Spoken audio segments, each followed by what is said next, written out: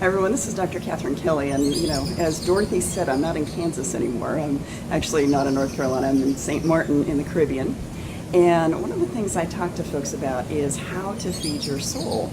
And I wanted to bring you a little bit of paradise today to think about what is it that you can do to feed your soul basically in the middle of summer when things are still frenetic and busy, and yet it's supposed to be a time to slow down.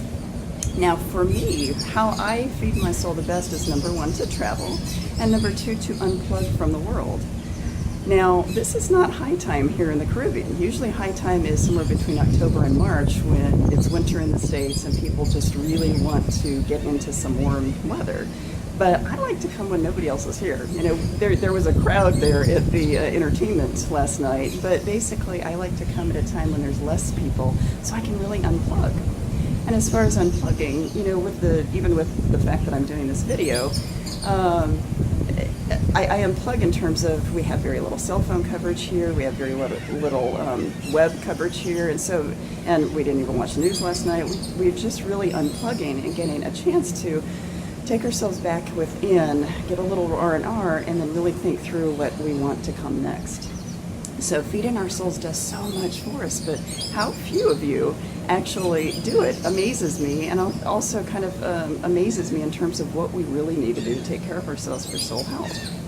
So when you think about soul health, you think about the fact that, when I think about soul health, I think about the fact that we have to know what it is that we need to nourish our deepest parts of us with. So what is that feeds us at that deep level?